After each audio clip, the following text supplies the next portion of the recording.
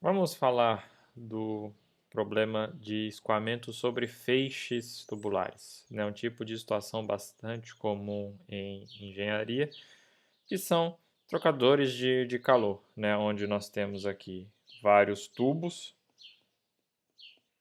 né? Onde em volta aqui, né, escoa um segundo fluido, né? Então é uma maneira de você trocar fluido que escoa dentro dos tubos com fluido que escoa em volta dos tubos. Aqui nós estamos preocupando com o que acontece com esse escoamento externo, né, ao redor dos tubos, onde é uma extensão do problema de escoamento sobre cilindros, só que com o detalhe de que um cilindro vai interferir no outro, né? Existe a esteira aqui de um cilindro encontra o outro, né? Então não vai ter aquele ponto de estagnação bonitinho, né? O escoamento ele vai ser bastante misturado ali, né? O fluido que entra aqui ele vai para cá. Então existem efeitos que não dá para a gente simplesmente pegar o resultado de um cilindro e multiplicar pelo número de cilindros, tá? Essas interações é que fazem esse problema ser diferente. Bom, existem dois arranjos clássicos, né, que seria o arranjo alinhado, onde se você pega uma linha aqui na direção do escoamento, né, ela sempre vai encontrar o mesmo número de cilindros, né? Mas vai ter regiões aqui, se você pegar essa linha aqui, que não. Né? Aqui não, eu não estou pegando nenhum cilindro. Aqui não acontece, né? Independente da linha que eu pego aqui na direção do escoamento, eu sempre vou encontrar um cilindro. Né? Então é o arranjo desencontrado, também chamado de escalonado. Tá?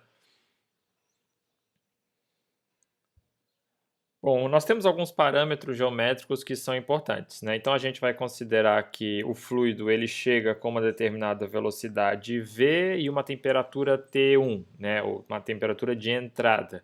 E daí os fluidos estão arranjados em fileiras, né? Aqui, por exemplo, tem 3 fileiras, cada fileira tem 3 tubos. Tá? Existe aqui uma separação, né, um passo entre os tubos que é sempre referenciado, né, nas linhas de centro. Tá? Então, de uma linha de centro até outra. Né? Então, isso aqui seria o passo transversal e o passo longitudinal. Tá? Aqui a mesma coisa, né? Só que vai existir um passo diagonal aqui, que é função dos outros passos, né, dependendo das distâncias que acontecem aqui. Bom, quando a gente analisa o escoamento em feixes tubulares, um detalhe muito importante é você perceber quais são as áreas de escoamentos. Então, a gente analisa, por exemplo, como a gente pode ser estendido, né, nessa direção, nessa direção, nessa direção, a gente analisa uma célula.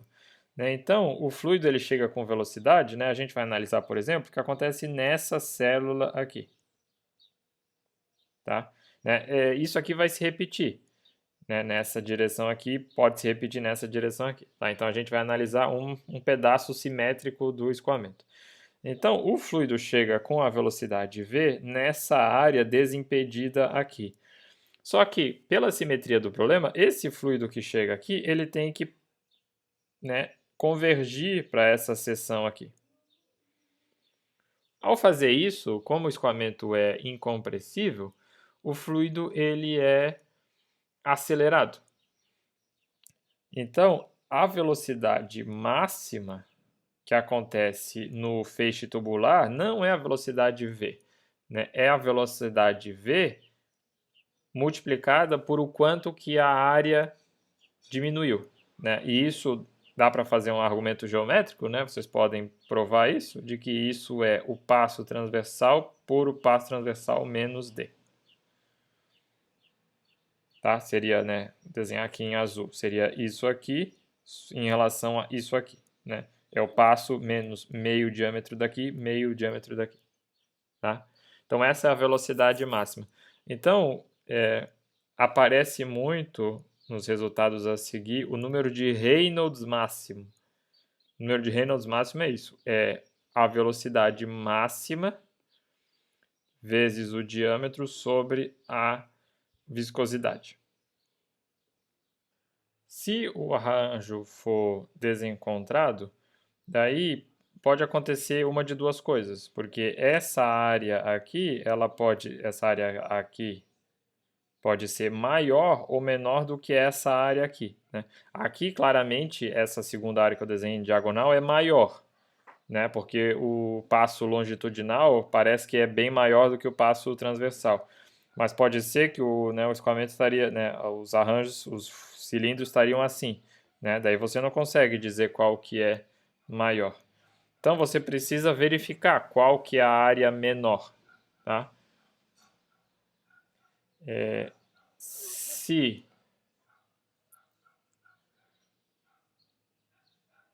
aquele passo diagonal ali ele for menor do que essa expressão, tá? E esse passo diagonal dá para calcular dessa maneira.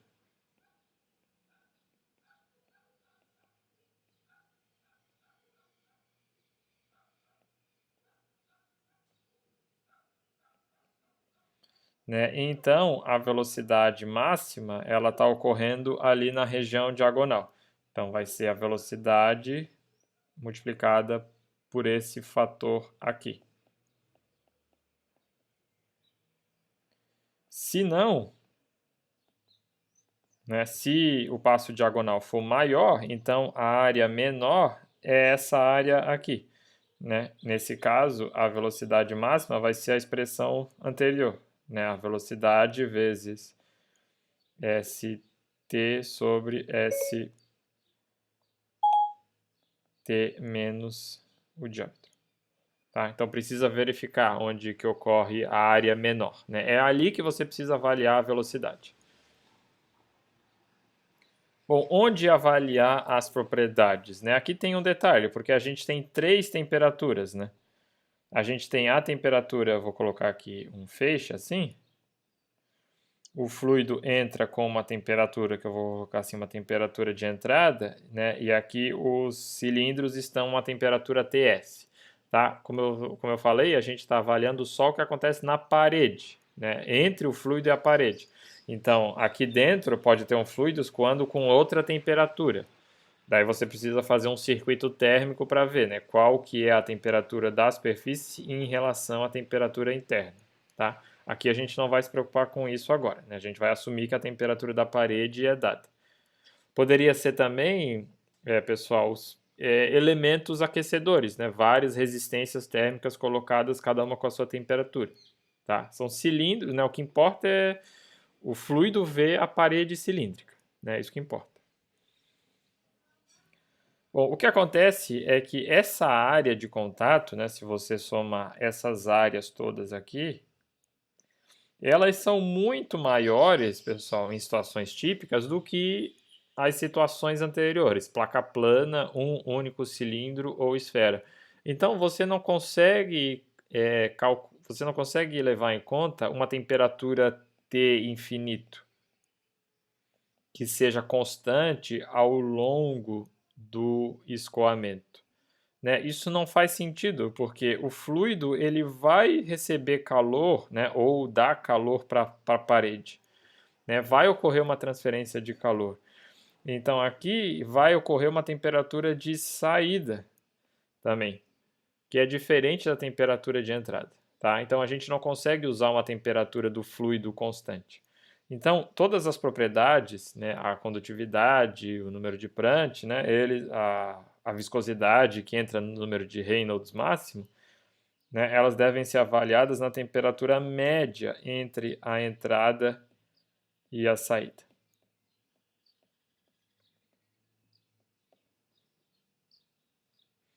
Tá? Essa temperatura média, né, também é chamada de temperatura de mistura média. Tá? Cuidado que não é a temperatura de filme, né, entre superfície e fluido. Tá? É a temperatura de mistura, a temperatura do fluido. E a correlação mais usada para esse caso é a correlação de Zoukauskas. Tá? Então, nós temos aqui uma tabela de correlações, onde a correlação é a mesma. né, só muda os coeficientes, né, esse coeficiente aqui e o expoente do Reynolds, tá? E o expoente do Prandtl também, mas é só aqui que ele muda um pouco, tá? Então, para diferentes faixas de Reynolds, né, se o arranjo é em linha ou se ele é desencontrado, tá? Aqui o detalhe, né? Todas as propriedades, exceto Prandtl S, devem ser avaliadas na média aritmética das temperaturas de entrada e de saída do fluido, né? Aquela temperatura de mistura média. O Prandtl S, né, que aparece aqui, é o Prandtl do fluido, só que avaliado na temperatura das paredes, tá?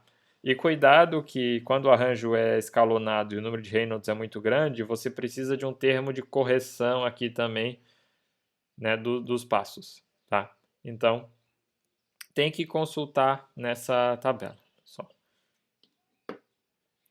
Aqui vocês veem que a faixa de validade do número de Prandtl, né? E isso aqui só vale para números de fileiras muito grandes, né? Maiores do que 16. Por quê? Porque por causa das interações, as primeiras fileiras, né? Essas interações ainda não estão muito fortes, né? E a mistura de fluido não é tão grande. Então, quando tem poucas fileiras, né? E esses resultados que estão aqui seria o valor, vamos dizer assim, em regime, já, né? Onde já misturou completamente o fluido entre as fileiras. Se o número de fileiras for menor, você tem que levar em conta um fator de correção, que é sempre menor do que 1, porque a transferência de calor diminui, né? Por causa desse efeito. Quando tem menos fileiras, tem menos mistura, vai transferir menos energia entre o tubo e os tubos, né, os cilindros e o fluido.